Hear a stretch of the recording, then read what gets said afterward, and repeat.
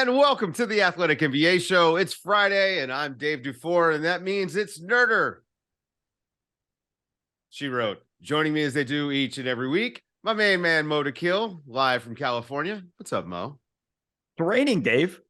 Dude, again, don't even get me started on this. It woke me up in the middle of the night. I can't with this. You brought it. I'm going to the mountains, and there's snow in California. Come on, man. And live from one of my favorite places on the planet, Portugal. What's up, Seth? How's the trip going? It's going great. I'm gonna after this pod, I might need a stipend from the Lisbon Tourist Bureau because this is the very short list of favorite cities I've ever been to. It's amazing. It is not raining here. It has been basically 70 and perfect, 70 to 75, perfect and sunny. City's beautiful. Come to Portugal. Anyway, great place. Great place. We can tell it's a great place because Seth is so goddamn tan right now. This is shocking. I'm a little bit caught off guard with how tan. The lighting is better. I mean, the lighting is better there. He's more tan. I'm assuming you've eaten more. He's glowing, Dave. He's glowing. Yeah. Amazing. Like, what a healthy lifestyle there in Portugal. Also, just amazing place. Like, people are so nice. I love it there. So I'm really glad that you got to go. There's a lot happening in the NBA. Let's jump in right away. And Seth, you said you had a favorite thing this week, even though during the playoffs we kind of, don't have time for the favorite thing. We wanted to make time for this one because, it's Allen Iverson. Yeah, I think it's a counterpoint. Something we talk about a lot is people talking about the game, almost paid to talk about the game, running it down, doing a lot of the back in my day stuff. And so when stuff like this happens, two things really happened this week. First of all, on Inside the NBA, Chuck took a moment and was like, hey, let's just appreciate Nikola Jokic. This guy's awesome. And I just always really appreciate that. It makes me remember back to why I started liking sports is watching with my dad and him. I see that guy, that's a hell of a ball player.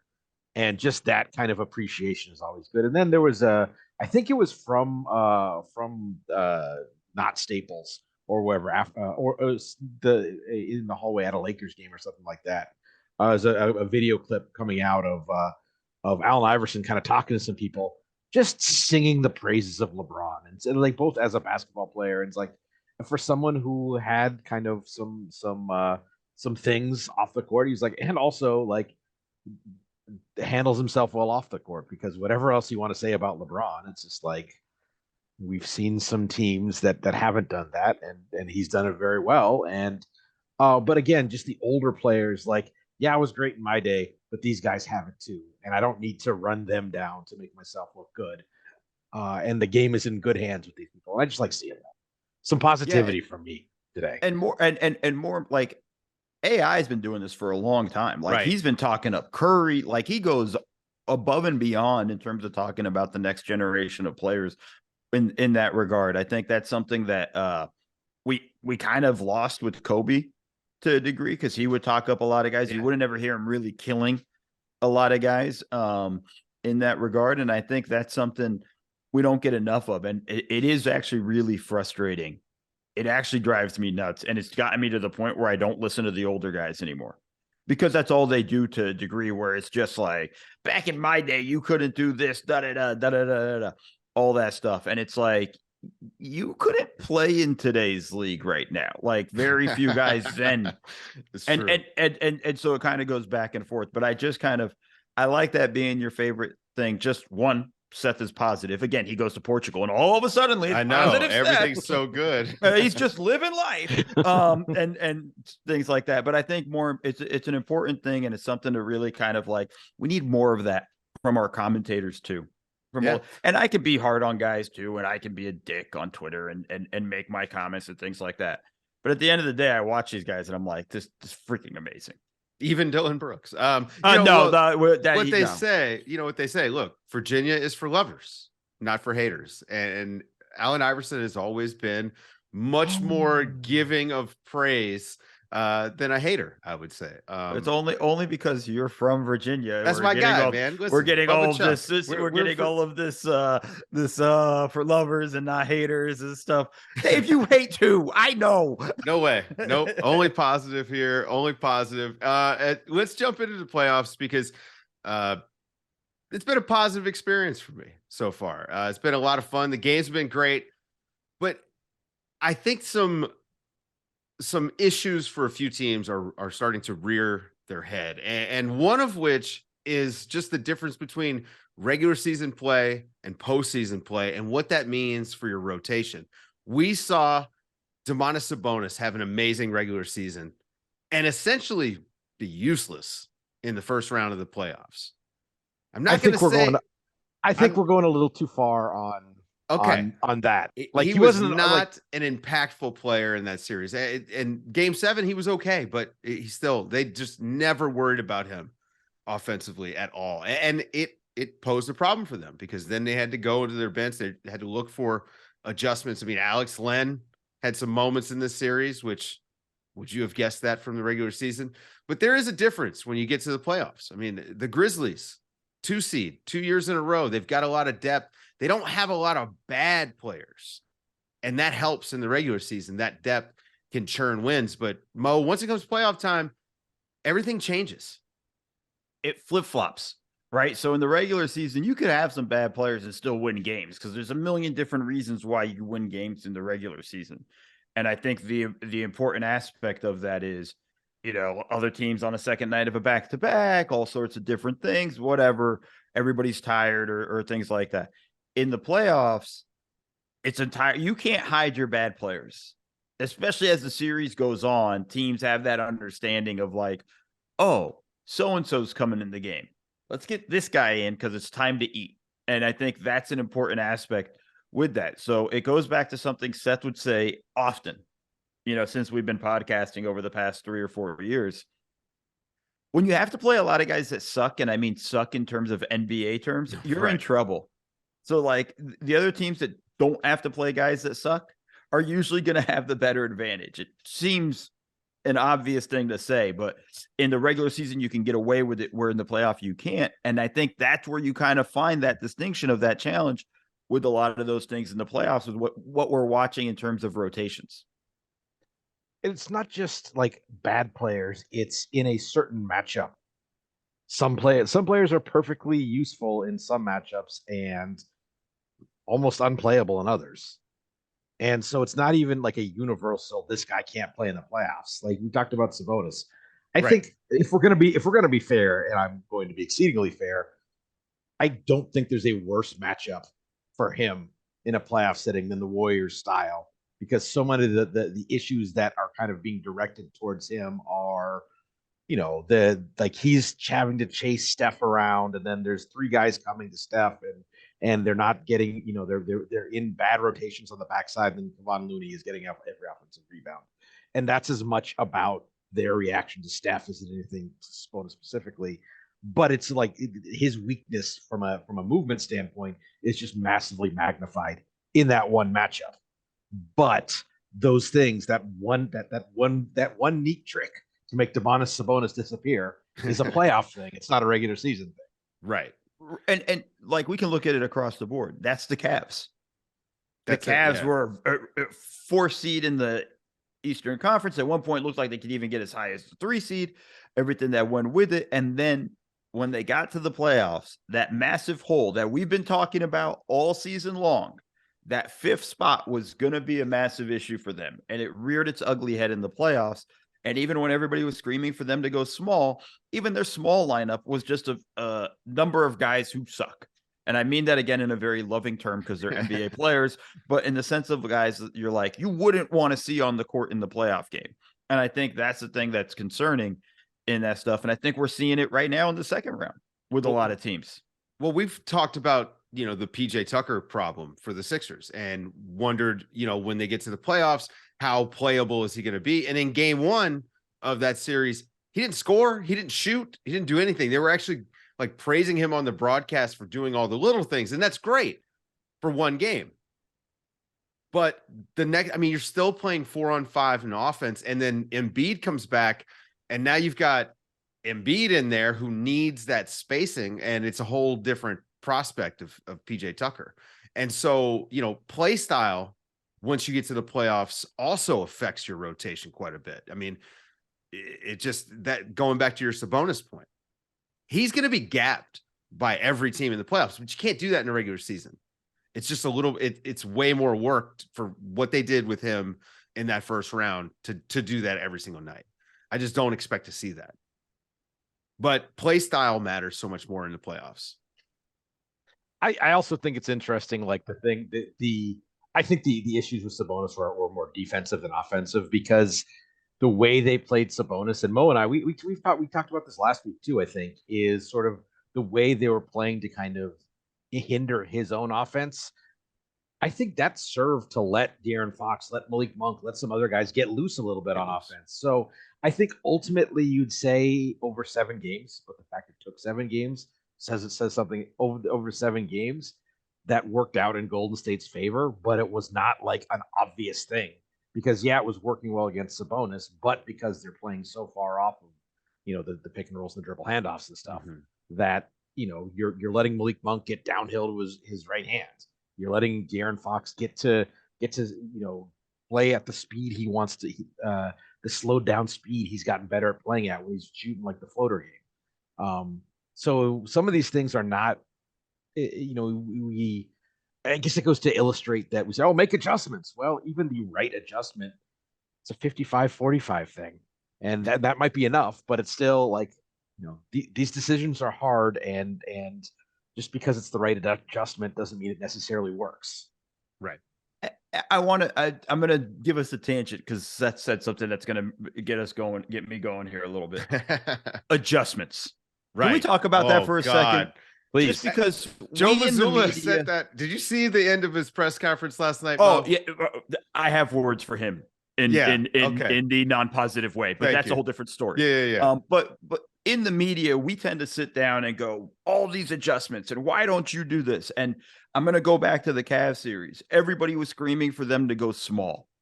Did you not think that Bickerstaff looked at his bench and said, yeah, I'd love to go small, but now I'm playing Lamar Stevens, Chetty Osman, Dean Wade, or come on, man, or Karis LeVert, or like his options to go small are bad. So it's not going to be a good lineup in that sense. And it's like, I'm just trying to stick with what I can stick with that I know is actually at least going to give us a chance. And going small, as much as everybody's screaming for in that sense, and adjustments that we seem to like, I promise you, the coaches have all poured over it. I promise you, none of us are going to be smarter than them, in the sense of they've all sat there for hours on hours in pregame prep. They've sat with their analytics department, as Seth would know. They've talked with everybody within the organization that matters in terms of getting input into what do they think of what some of these things are. And some of these adjustments are, hey, let's look and see what it goes. And then sometimes you can't adjust because the team didn't execute it right in the first game. And you don't know if you're what to adjust to, because you didn't execute the first thing right. And now you have to look back and go, are we asking them to do something they can't do? Or is it something that they just didn't do right, and we need to correct that so we can see if it actually works or not? Adjustments is something that we all throw around. And I think sometimes we get a little bit too crazy with our analysis on the coaches in terms of adjustments, and why didn't they do this, and what's wrong with them here. And I can't believe that. And sometimes we're right, but most of the time we're not. And I think that's something that I think we need to be kind of aware of when we talk about the word adjustments. You mentioned a great word there, and that's execution. Because what's the in so many playoff situations, what's the best adjustment you can make? It's play make better. more, play better. Make more. Like, okay, Joe Mazzulla made a big adjustment, had his team, shoot make the lights threes. out. Well, I mean, in Game 7, Klay Thompson decided to have heart in the second half because he made jump shots. But I don't know if you guys saw the halftime show of the halftime of that game. He went 1 for 10 taking Klay Thompson shots, and all of a sudden, Klay Thompson hasn't showed up. He's like, he just missed shots. Like, what? Yeah. Like, I feel like if anyone should be like, in terms of like having playoff stones, should be like platinum plated on that. You would think Klay Thompson would be among that, but he had one bad half, so all of a sudden he's not. Anyway. But the point being, it's not just make shots play better. It's just like, all right, we want to cover them this way. If we want to switch, you can switch poorly and you can switch well. Switches get burned a lot of times if players don't come together and they give room between themselves for a split or a slip. All right, let's not do that. So if we're going to switch, let's switch correctly. Let's execute it correctly. If you execute it wrong, how do you know the adjustment didn't work? You just played like shit.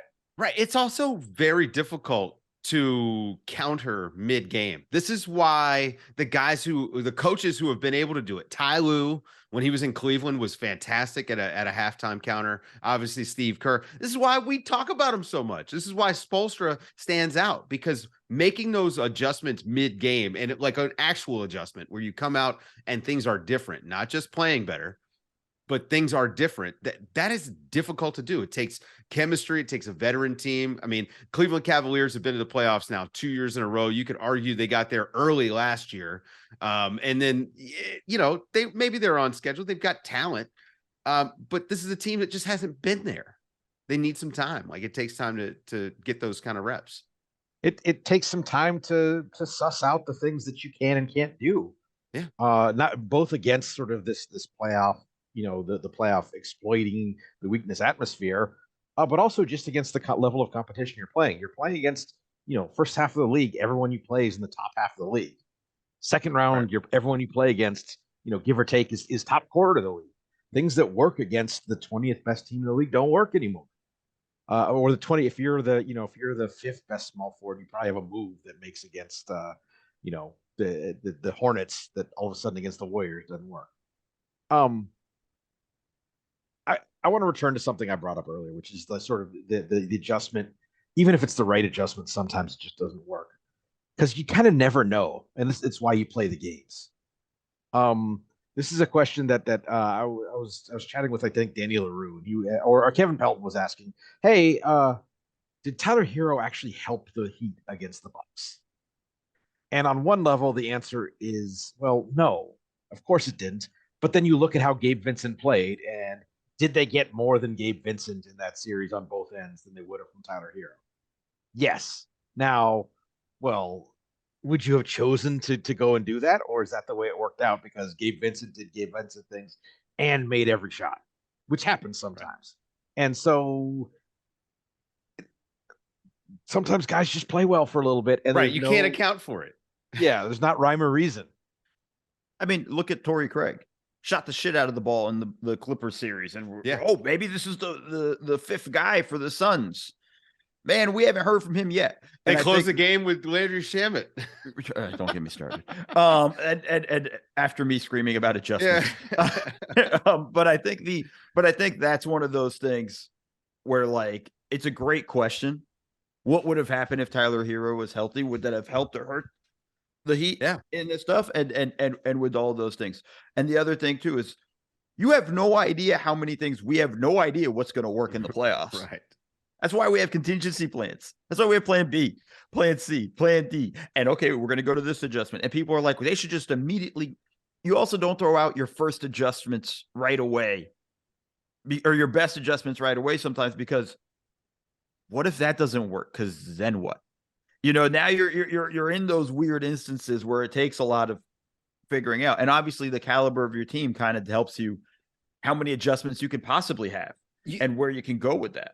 Mo, that's an interesting point. I wonder if that's part of, maybe that's why you can often, like, we see an adjustment coming 10 possessions ahead of when the adjustment happens, because you're just hoping to tread water with what you're doing in the first place before making the switch. Like, it's sort of like Steve Kerr is reticent to go small. Like, he tries to, you can actually see, like, they wait until the right moment. And part of that, you're saying part of that is just because if that doesn't work, oh crap, now I gotta scramble and find the next thing. Yeah. I mean that, and just try not to wear down guys, and like there's an excessive amount of, when you go small, that puts extra weight on Draymond Green and Kevon Looney, whoever the big's going to be in that sense. And that you're just trying not to burn them out. Right. I don't love to use like war analogies for sports, but there's sort of the the larger point I think about why you don't necessarily want to jump to adjustments is it's a similar idea of, whichever side like gets to pick the battlefield has an advantage. And if you're already adjusting away from the things that you do well, you're turning it into a road game. This is you can go too far with that. I mean, I think the one of the more it's even a recent example anymore, but the Thunder still starting Kendrick Perkins like every game but the first game after it was obvious that he probably couldn't be on the floor in that series. But starting with, all right, this is how we have generally been best, and I kind of want to make them prove it's wrong first. I think you can take that too far, but I think that's right because you don't want to just concede, well, our best doesn't work against their best, so we're going to have to try something else because you're already putting yourself at a disadvantage. Yeah, I think making the adjustment before the game begins, before the series begins, is almost signaling that, right? Like a team that, because now you've already given away the first chess move. And I think that's the thing, it's the game of chicken and who's going to make the first move. You've lost, and all of that stuff with that. But Dave, I do want to just take another moment because I want to go back to the Joe Mazzulla press conference after the game. And, he made a comment of like, what are the adjustments now or something to that effect. I don't want to fully quote him or anything like that. But I'll tell you why, he can say all that stuff and act like it's unfair for us to for media people to go at him. He drew up an end of gameplay with Marcus Smart getting the ball in the post. No, that's not a good end of gameplay. Like, this is the stuff we talk about with him, and we've seen his stuff all season where we have issues with him. Dude, you know why it didn't matter in this game? Because your team hit enough shots and blew them out. Your team also has not looked good through the entire playoffs. I'm sorry, like barely going 6 games against the Hawks when you should have swept them. Yeah, there's a lot of things we can question when it comes to that stuff. And I am careful when it comes to questioning coaches and things like that. But I didn't like him going out there because that also comes with the territory. You can't be a thin-skinned coach. The Golden State Warriors fan base has been trying to fire Steve Kerr since he got there, and he's been winning them championships, and they're still trying to fire him. They're questioning every move he makes. I've never seen him in a press conference act that way and be so sensitive to it in that sense. And I think that's one of those things with that stuff. And I think that is just, don't go dancing around when you have a blowout win. Dance around when you show me that you draw into game plays that matter. And he had the one against Philly that worked out. He also ran it to death 3 more times, and they didn't work out each time after that. So I'm just saying, like, if you're going to be a coach and you're going to sit there and handle this stuff, don't be thin-skinned, man. Just ignore the media in general. I know a number of coaches who generally just whatever. They don't give a shit about our adjustments, and things like that. I just thought it was a really silly comment from him, and I just wanted to take a few seconds and fire a few shots. I don't know why you're on Twitter if you're working in the NBA. I would just that doesn't sound like a good or healthy idea. I think the Steve Kerr thing is so funny. The fact that he's questioned constantly and has won 4 titles. He's one of the few people who has won as a player 5 straight finals. I mean, the guy's he's got an insane track record and resume. And the other guy, Erik Spoelstra, unquestionable. You I refuse to accept anyone questioning what that guy's doing. When he's running out 2-way guys in the playoffs and kicking ass, I'm sorry. He is the top. He is the pinnacle of the profession. The fact that I think over the course of this podcast, probably Gabe Vincent has been the target of come on, look, they got Gabe Vincent, and the fact that he has been a you don't want to describe everything good that happens with a player to coaching or organization or stuff like that. Obviously, the player deserves a ton of credit as well. But the thing is, this keeps happening. Yes, guys, like they can just put whoever. Like they're remember Max Strus. I mean, he's still out there, but there's other guys that supplanted him. But they're closing games with Jimmy Butler and 4 undrafted guys, and so it's almost the fact that we're talking so much about the weak points of your team, And for most coaches, going from Tyler Hero to Gabe Vincent would be exposing a weaker part of your team. But somehow Spoelstra finds a way to, all right, well, he does different things, so we're going to do different things, and he's going to be good too. It's crazy. It's actually the reason why it works is because he plays these guys in the regular season as well. And he gives them a big runway in the regular season. Part of it has to look at the roster, has to do it a lot of times, but he gives them the opportunity in that sense of playing guys in the regular season so that it's not just them getting confident. It's not just them understanding what he needs from them. It's him understanding what they can and can't do and what he can ask from them in the playoffs. Because there's certain times where coaches have to ask a player to do something that's just not them and they can't do it. And maybe they're hoping they have it in them, but they haven't played them all playoffs. Like, remember last year, the Paul Reed Renaissance we're having this year? Paul Reed barely played last year in the regular season. Joel Embiid got hurt, and then they needed big minutes from Paul Reed last year. He didn't play in the regular season. Doc had no idea what he was getting out of him. It was a risk. And I think that's kind of the difference where Spo plays these guys and gets an understanding of what they can do. And sometimes the answer is, shit, I can't play them. But sometimes the answer is, oh, there's some stuff here. Well, so for Miami, the regular season matters. But is there a point? I mean, we're watching these playoffs. We had a 1 seed lose to an 8 seed that was a play-in. We had the Warriors that were favored over the higher seed. We had the Lakers just completely bum rush and out grit and grind the Grizzlies, literally ground them to dust. So does the regular season not matter aside from these sort of laboratory teams like the Warriors and the Heat, where they're just trying to find guys? I think this is an argument we've been having for a couple of years, and it's clear teams are treating the regular season with less emphasis. Teams that think they're contention level have been treating the regular season with less, by and large. I mean, there are some teams. I think we do have to give credit for a team like the Celtics that go out and they do for better or for worse. And I think given how at times second half of the season Jason Tatum looked tired, perhaps for worse, they're going for it every night. But that has decreased over the course of the league. I do think this year has some unique characteristics that are making like the playoffs weirder. First of all, like three of the 4 Western teams that advanced, are different teams than they were for 3. No, sorry. And now I'm completely like I know there's 3 of the teams that it's the Lakers, the Suns. What's that? It's 2 of the teams in the Western Conference are completely different. Oh yeah. No, sorry. Yeah, two of the teams that. Okay, start over and then get to your point. Yeah. Like that's why I'm just trying to help you. Yep.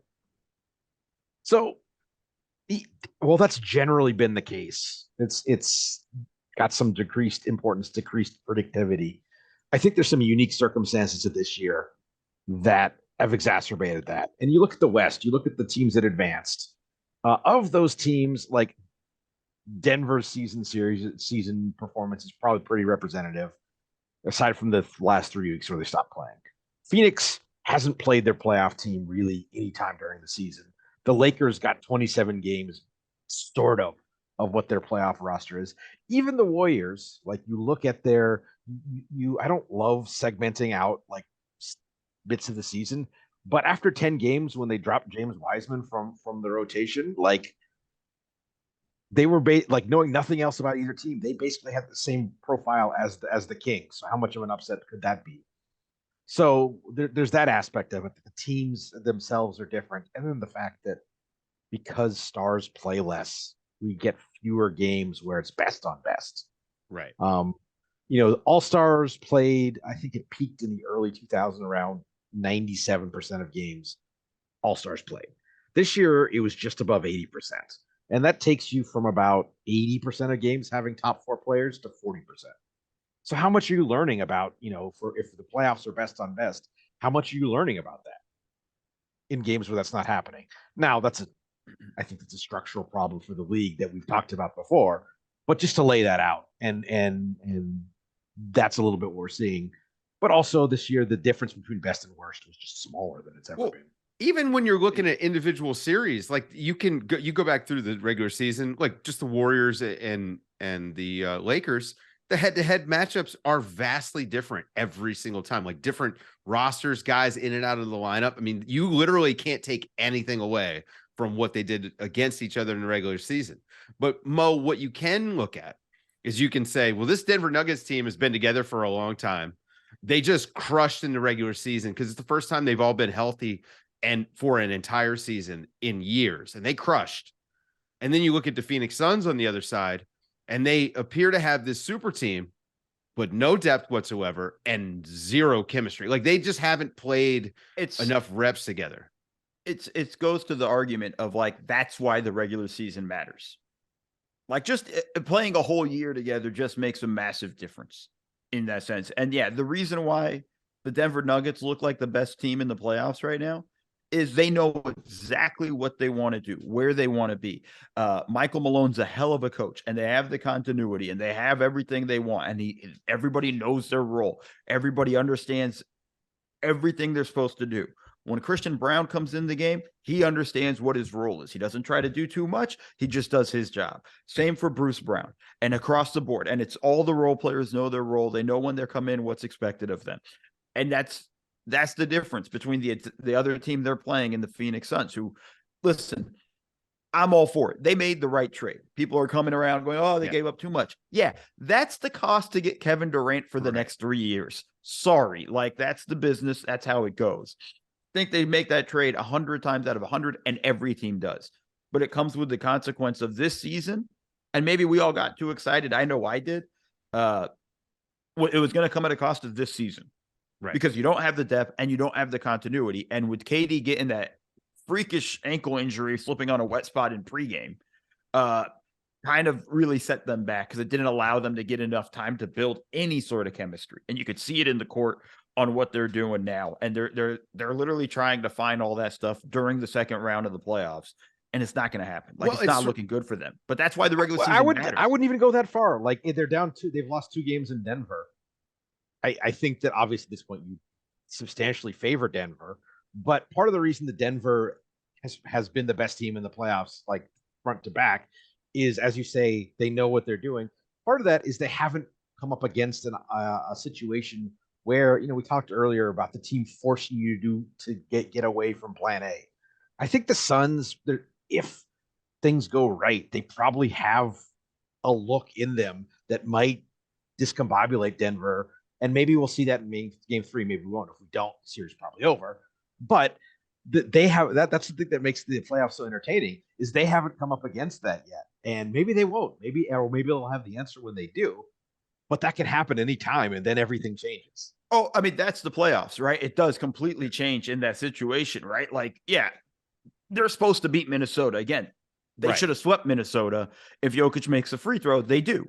And I think that's the scenario with that, right? But whatever, 5-game series, cool. Nobody has stressed them at any point. And then now, to get to the point of like, but the regular season matters in that they've changed. We go back to when the Bucks won the championship that season, screaming for the year before. They play one way. They have no versatility. They haven't experimented at all in the regular season. They won all these games, and then they got knocked out. The next season they come back, they experimented a little bit more. They played with a couple of different things, both offensively and defensively to a degree. And then in the playoffs, that stuff paid off. And I think I think that goes a long way also for coaches. I think the key in the playoffs is versatility. That's the magic word there. And you build that versatility in the regular season. Because again, it goes back to knowing what you can go back to. Coaches rarely want to do something they've never practiced, and we see it from time to time, but it's still rare. And it's because they trust the guys will pick it up or whatever or whatnot.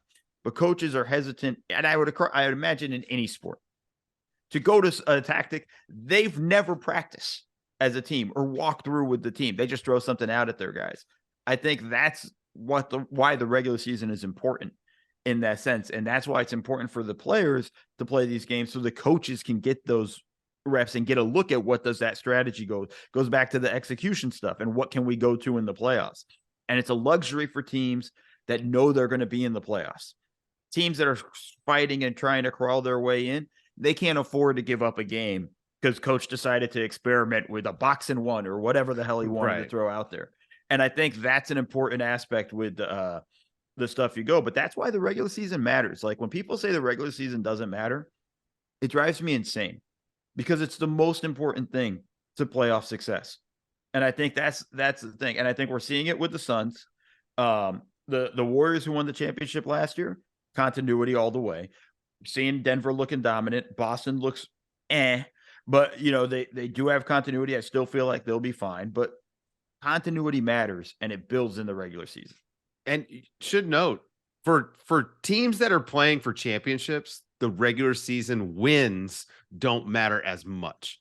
The regular season matters, but the wins don't. This goes back to what Steve Kerr was talking about last season. We're not chasing wins. Regular season wins, who cares? Now the seeding doesn't matter anymore, but I think the regular season, I'm with Mo. I think the regular season is where you build your good habits, you learn who guys are, you figure out your roles, and then you just get to the playoffs and you play fast and loose. Like you got to figure it out as you go. That's a great distinction. You know what you've got. That's a great distinction you're making, Dave. And I think it's very important to, and I think that might be sort of a disservice that teams, and we've seen teams do this. And I think, we probably can accuse the Bucks of doing this, is like the sim to playoffs, almost like get us through games, are doing themselves a disservice by sort of, and that's not just coaching, that's also roster building. And so I think that they're doing themselves a disservice by confusing the difference between us winning 60 and 53 games. Doesn't matter this season. Between the difference between finding, if we're going to stick with the Bucks example, if Marjan Beauchamp could give us something in the playoffs, like that's far more, like that's worth, for a team at that level, that's worth 3-4 wins to find out, because those wins don't matter, but having that athletic wing player might have. And I mean, I constantly go back to the team that has cared the least about the regular season for the past 4 years has been the Los Angeles Clippers. They got one conference finals out of it. And injuries, everything, whatever. We could talk about the million different factors they got involved into it. But their attitude through the regular season for the past 4 years has been, we'll be healthy by the playoffs. We're fine. That was literally stuff that Doc would say when he was the coach of the Clippers. As long as we're healthy by the playoffs, we're going to be fine. No, you're not. And I think that's an important aspect of it because guys didn't know how to play with Kawhi when he was on the floor and get that understanding at the rare times he was. And I think there's a lot of stuff that goes with these things. And I think it's just so important for teams in the regular season. And again, it's a luxury. Not every team gets to do it, but you need to experiment with the guys. You need to find out, hey, the Warriors made a pick and drafted James Wiseman. We all killed it for the pick, everything like that. And then they played him a ton. And then they realized, holy shit, that was a bad pick for us. That doesn't work for us. We're going to stop trying to put the square peg through a round hole, and we're going to get off him. Whatever you want to feel about whatever they got for the deal, if you felt like Gary Payton was the right guy or they should have got something else, whatever you thought about it. But that's because they played him in the regular season and they took the regular season seriously in that sense. And I think that's an important aspect of that. So it should be mentioned that I think Moses Moody has given them good playoff minutes, and we were like streaming for them to give him a chance all playoffs. But I think what you brought up the Warriors, and earlier you talked about versatility, and I think it's not just like having versatile players; it's having players who, because of their understanding of the game and each other, can try different things. You mentioned not wanting to do things on the fly. I think the Warriors can probably execute some stuff on the fly, because they have, you're starting with, Steph and Draymond and Kevon Looney and Klay Thompson. These are, and probably some of their bench guys too. You'd say these are all high field players that you can, that you can build, like, kind of how we did this in this other scheme. Let's try it here. And they can do that. And I think that the Nuggets probably have some of that also, where because again, starting with some, I think that if you start with a core of Jokic and Murray and Aaron Gordon, That's decent feel versatility players. So even if you haven't like drilled the specific thing you're doing, you can try some different stuff because those guys have the ability to be flexible, but B, know each other well enough that they can read off of each other when they're being flexible, so it works together. Well, they're basketball players and they have chemistry, right? Like that's the thing is like once you know a guy's tendencies and you play with them a lot, you can see that with Jokic and Murray in particular, Draymond and Steph, right? Draymond can flip a pass or Steph can flip a pass up court to Draymond, and Draymond can just look at Steph and know where he's headed, right? Like that kind of stuff comes just with the reps. I mean, shit, even Looney and Steph at this point with yeah. all of those things, with that stuff. And I wanted to also highlight a team like the Lakers who did kind of turn over their entire roster at the trade deadline. Didn't had the LeBron injury, but have figured it out. And I think part of it is because they all played and they all played important minutes, and LeBron was part of the process and engaged. And I think that's an important aspect in that stuff. And the reason why they're in the second round, was that they kind of, I mean, forget the trade actually made sense, made them an actual basketball team, but like they got the chemistry right and they worked hard to get that. It is hard work, and it is extremely hard work when you're doing that mid-season. And that's why those games that Durant missed really killed the Suns' chances here. And I think that's a big one that hurts them in that regard. But I mean, man, it's impressive, but we can't stress it enough. Like when I see NBA teams that haven't done anything try to walk through the regular season, it pisses me off because I just think you haven't earned the right. You don't even know where the switch is to think you can just flip it on. And I think that's an important thing. The Lakers completely like reworking their rotation, like all their rotation players essentially reworking for the playoffs outside of AD and LeBron. This is an aberration, and AD and LeBron really do make this happen. Other guys buying into their roles help, but AD playing like a defensive player of the year and LeBron just being, a genius basketball player, like that makes it work. I think that team in particular, I've been on them for a couple months now. They were fun as hell down the stretch. And, Keith Parrish over at Fast Break Breakfast called them the grit and grind Lakers. And it was just a perfect description of what they're doing. It's almost bully ball on the defense. I hope to God they don't get blown out tonight. I know. I don't care. But I don't care. Even if they've been enjoyable. That's good basketball.